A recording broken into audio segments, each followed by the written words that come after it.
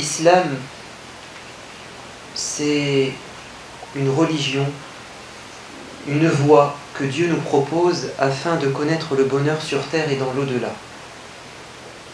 Et l'être humain, par nature, n'aime pas la souffrance. Il fait tout pour se protéger du mal et pour éviter d'être en conflit.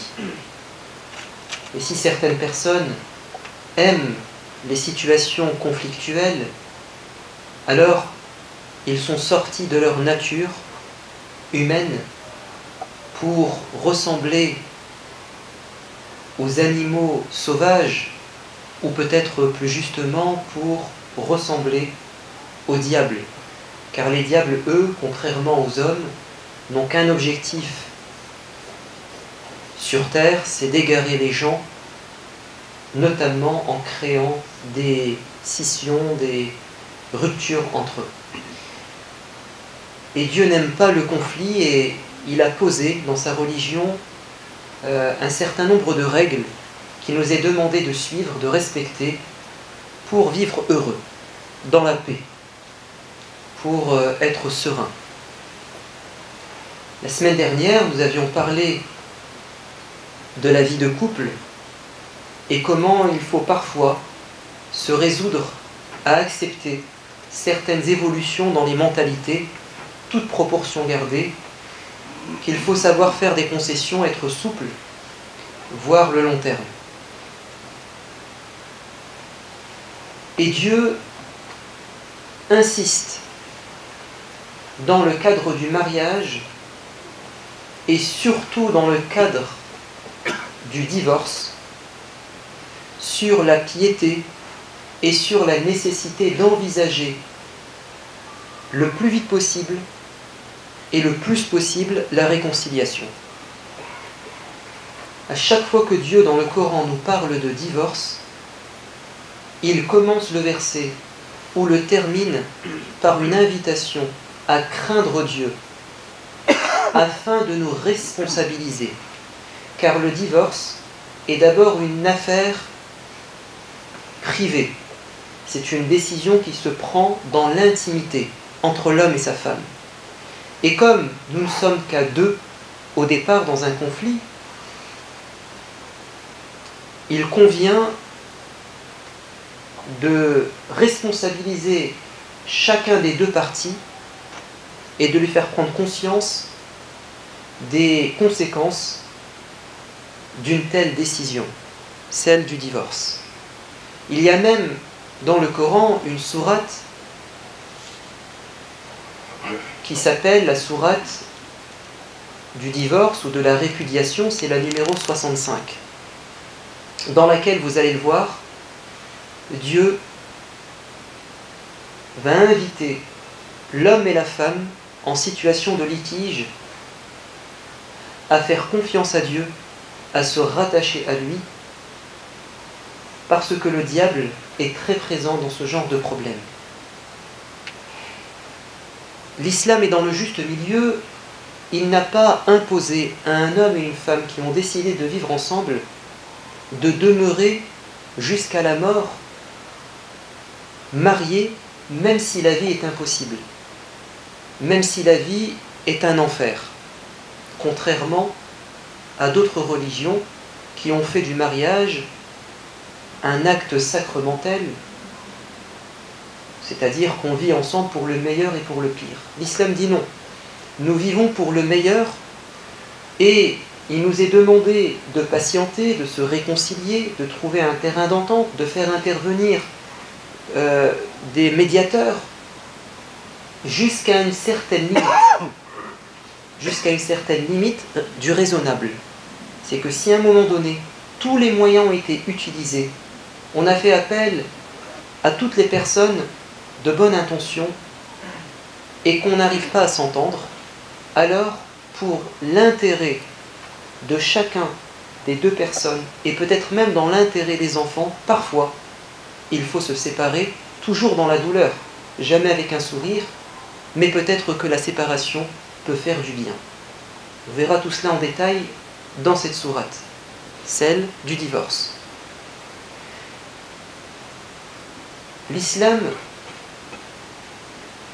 Dieu et son prophète se sont beaucoup investis dans le Coran et le prophète dans sa vie pour minimiser les risques du divorce et minimiser ses conséquences.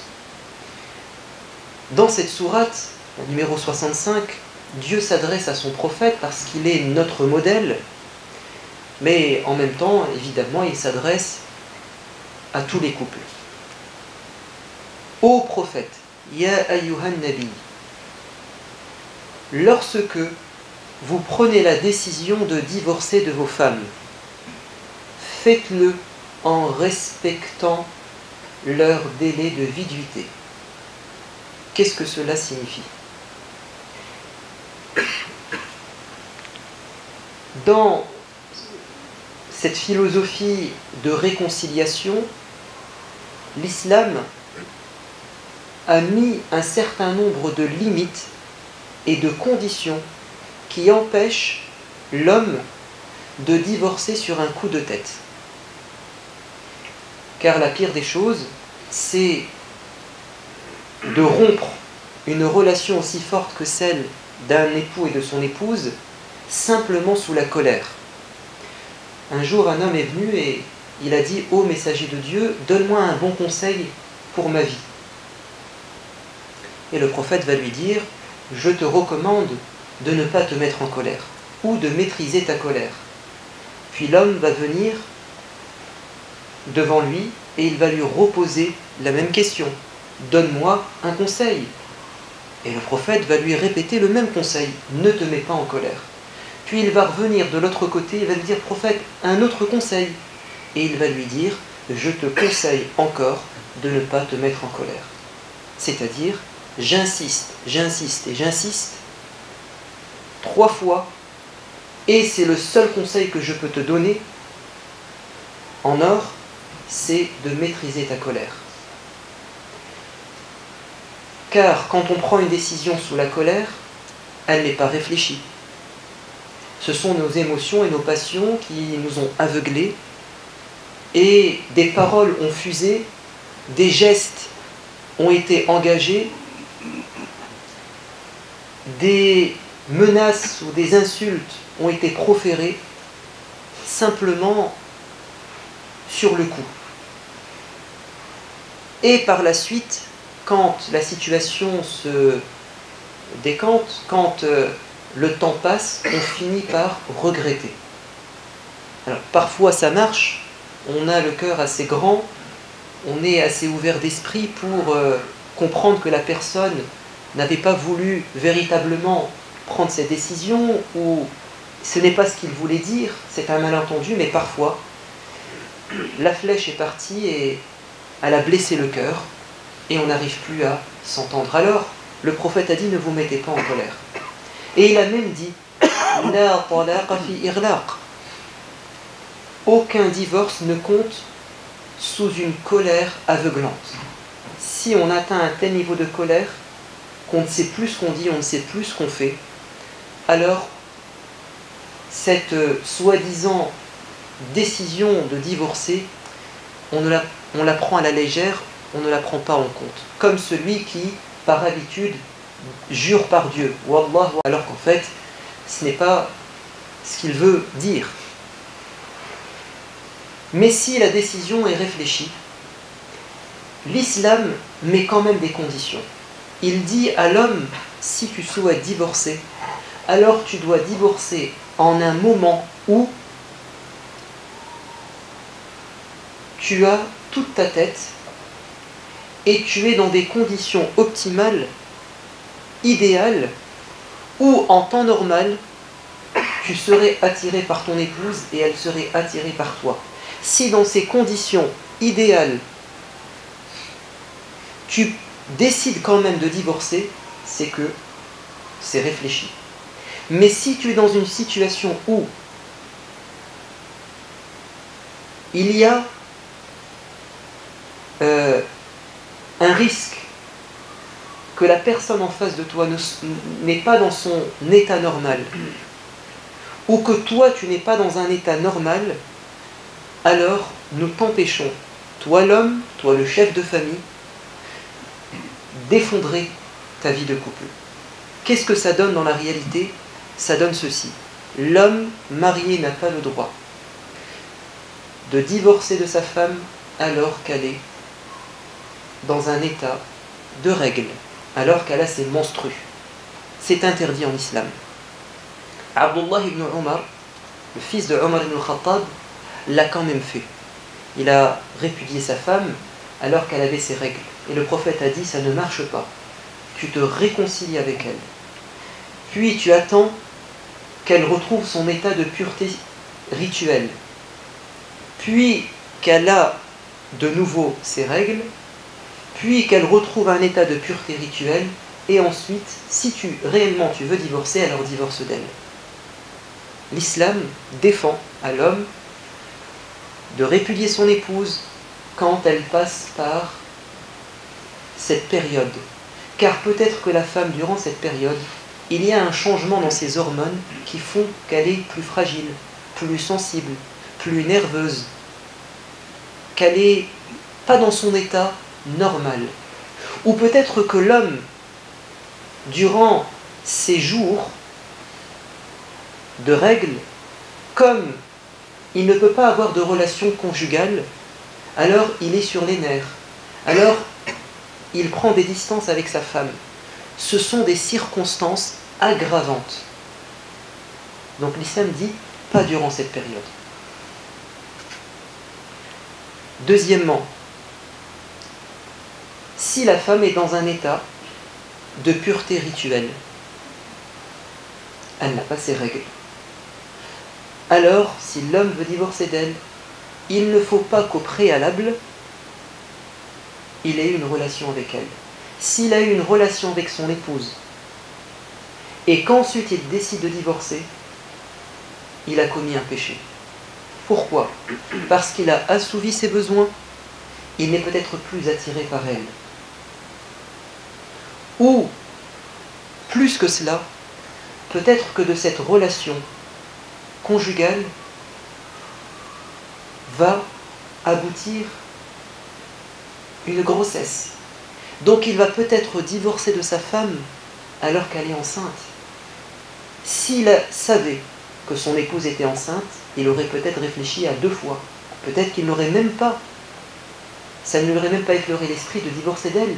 Elle est enceinte, elle a un enfant. Et le prophète, c'est ce qu'il a dit à Abdullah ibn Omar. Tu divorces d'elle si tu en es convaincu, alors qu'elle est dans un état de pureté rituelle, sans qu'il n'y ait eu précédemment de relation conjugale entre vous. Voilà ce que Dieu vous demande dans le Coran. Et c'est ce que Dieu dit. Quand vous répudiez vos femmes, faites-le en respectant leur délai de viduité, dont vous compterez, les femmes, évidemment, puisque c'est elle qui a ses règles, dont vous compterez les jours avec soin. Car en islam, même si l'homme décide de divorcer, Dieu lui dit, tu as à peu près 3 mois pour réfléchir, afin de revenir sur ta décision et de te réconcilier. Donc tu es en instance de divorce vis-à-vis de Dieu pendant 3 périodes menstruelles. On va dire 3 mois. Si, malgré ce délai que Dieu te donne, que Dieu vous donne, vous ne souhaitez pas revenir ensemble, les 3 mois sont passés, vous êtes aux yeux de Dieu séparés. Mais si après 5, 6, 8 mois, vous voulez revenir ensemble, c'est possible.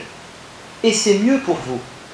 Mais cette fois-ci, vous devez la redemander en mariage, ramener des témoins et lui accorder sa dot comme si vous vous mariez la première fois.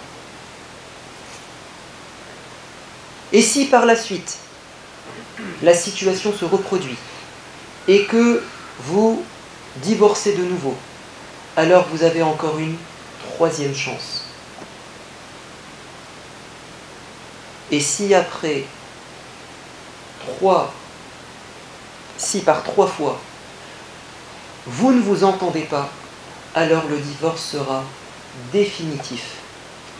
À moins que cette épouse, cette ex-épouse, épouse un autre homme, puis qu'ensuite elle se sépare de lui par une rupture du contrat de mariage ou par la mort.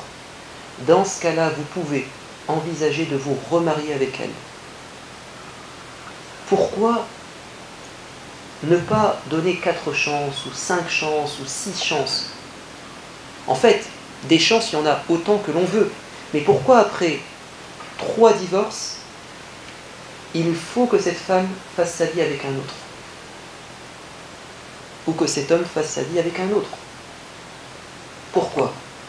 Pour pousser l'homme à réfléchir, afin qu'il ne grille pas ses cartes, afin qu'il ne s'amuse pas à répudier sa femme, ou que sa femme ne s'amuse pas à le pousser à se mettre en colère pour qu'il divorce d'elle, afin qu'on prenne conscience des conséquences, combien ça va nous coûter. Car si le divorce n'a pas de conséquences, d'implications réelles et gravissimes, ça va devenir quelque chose de banal. Ça va devenir un jeu. Ça va devenir un moyen de pression. Et l'islam ne veut pas qu'on s'amuse avec cela. C'est une chose très grave. On ne joue pas avec la vie des gens, avec leur honneur, avec leur avenir.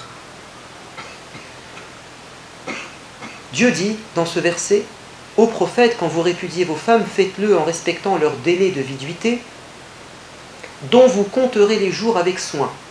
Et regardez ce qu'il dit: craignez Dieu, votre maître. Craignez Dieu. Car ce qui se passe chez vous, personne n'est au courant. Il n'y a que Dieu qui est avec vous. Alors craignez-le.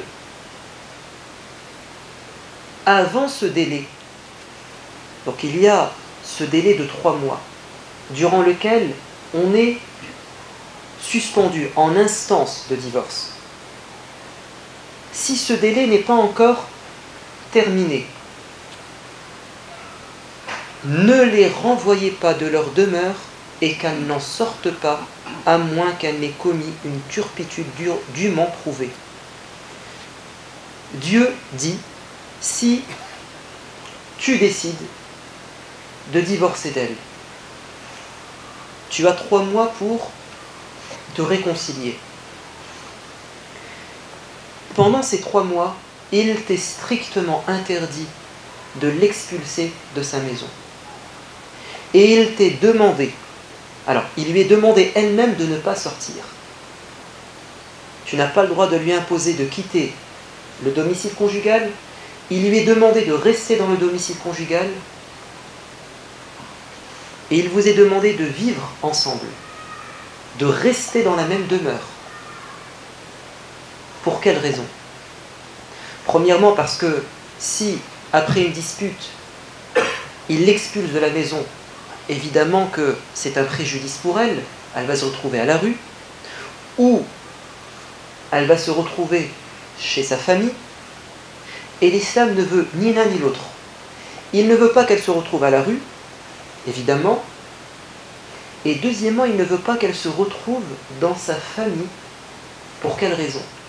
Parce que si ce problème de couple, qui est à l'origine privée et intime, se retrouve chez une autre personne,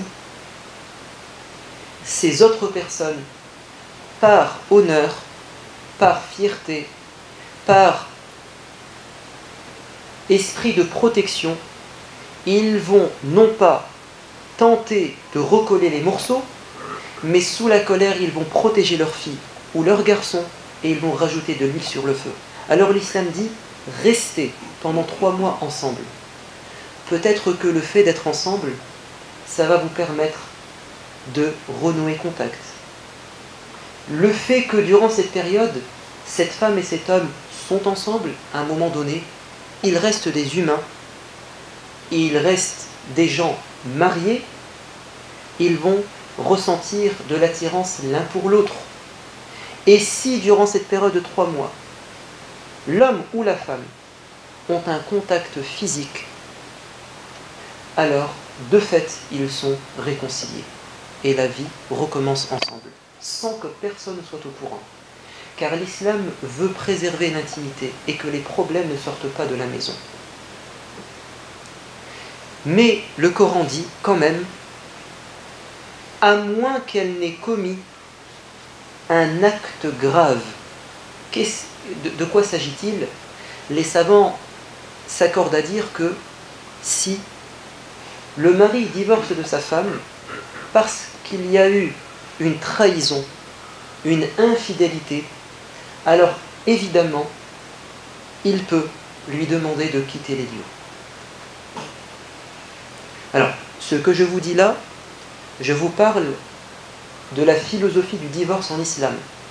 Nous ne parlons pas de la réalité juridique, comment ça se passe en France ou aux États-Unis. Ça, c'est une autre affaire et nous sommes soumis à la loi.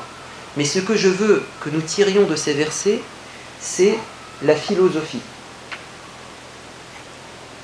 Si le fait de rester ensemble, ce n'est pas possible parce qu'il y a eu quelque chose d'extrêmement grave, ce n'est pas une querelle, ce ne sont pas des insultes qui ont provoqué cette envie de divorcer, mais c'est quelque chose de très grave, c'est qu'il y a eu infidélité, alors nous avons le droit de quitter les lieux.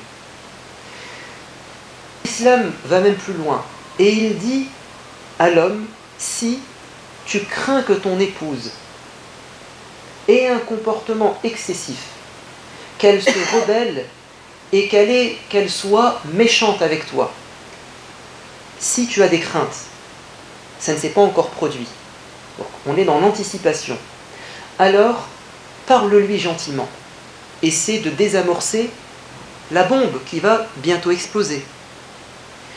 Et le Coran dit, et vous pouvez, les hommes, dans ce genre de cas, non pas faire couche à part ou chambre à part, mais leur tourner le dos dans le lit. C'est un verset du Coran. Vous pouvez leur tourner le dos dans le lit conjugal.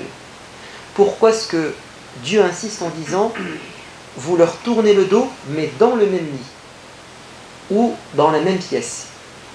Pourquoi Dieu ne dit pas tu peux quitter, te retrouver dans le salon, dormir dans une autre pièce, afin que les enfants ne soient pas au courant de la dispute qu'il y a entre toi et ton épouse?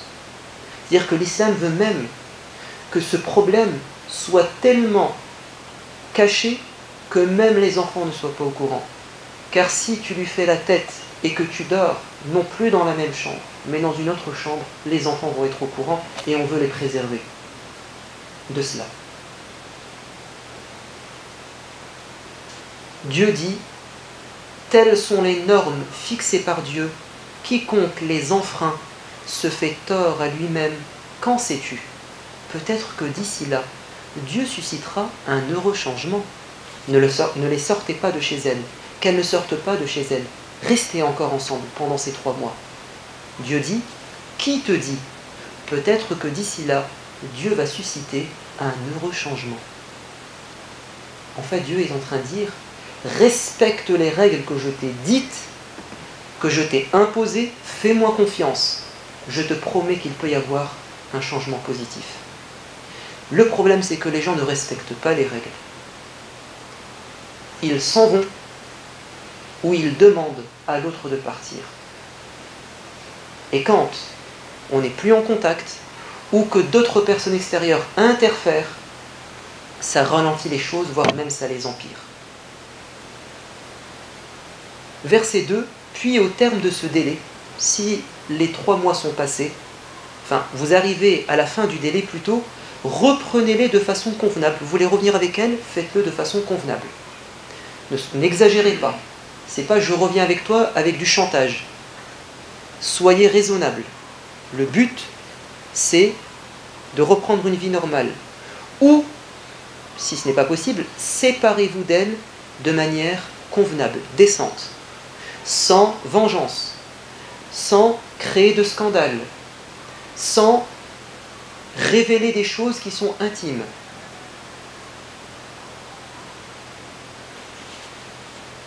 Allah Azza wa Jal veut notre bien et il sait de quoi nous sommes capables. Et il nous donne des conseils. Il faut faire confiance à Dieu afin qu'on s'en sorte bien, dans le mariage ou après le divorce. Nous verrons un dernier verset après la pause qui nous donne encore plus d'espoir, à condition qu'il y ait de la crainte et qu'on respecte les limites de Dieu. Que Dieu nous accorde la clairvoyance et la piété, qu'il nous aide à maîtriser nos passions et surtout notre colère. Amin walhamdulillahi rabbil alamin.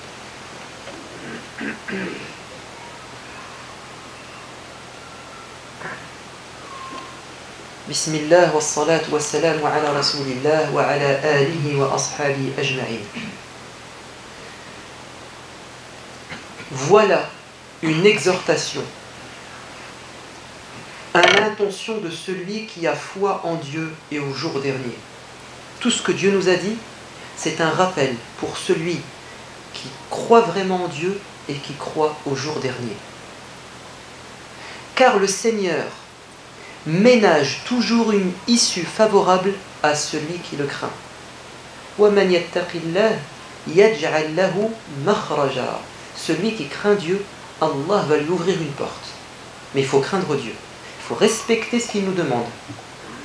Et il va lui accorder ses dons par des voies insoupçonnées. Il va se passer quelque chose à un moment, par une personne, où une occasion inattendue va se présenter. Dieu va t'accorder une subsistance, qu'elle soit matérielle ou spirituelle ou bien bref, Allah va te donner quelque chose, il va te réserver quelque chose et ça sera une belle surprise. Il lui accorde ses dons par des voies insoupçonnées. Dieu suffira à quiconque s'en remet à lui. Quiconque s'en remet à Dieu, Allah lui suffit. Et ses arrêts, c'est-à-dire ses décisions, s'accompliront toujours, car à toute chose, il a assigné une mesure. Ce verset qu'on a souvent entendu, celui qui craint Dieu, Allah lui favorisera une issue à ses problèmes. Et il lui accordera une subsistance par une voie insoupçonnée. On l'utilise comme une règle générale. C'est vrai, mais n'oubliez pas que ce verset a été révélé dans le cadre de la dispute dans la vie de couple. C'est d'autant plus vrai dans une relation humaine. Quand on craint Dieu et on respecte ses limites et on n'est pas la victime du diable, Dieu détient les cœurs des gens entre ses mains. Il peut, de manière inattendue, insoupçonnée, rétablir la situation. Ou bien, s'il y a divorce, car parfois le divorce est un bien, une délivrance, un soulagement, la suite du divorce sera quelque chose d'extraordinaire, c'est-à-dire que Dieu va ouvrir une autre voie à un autre mariage. Et tout se passera bien.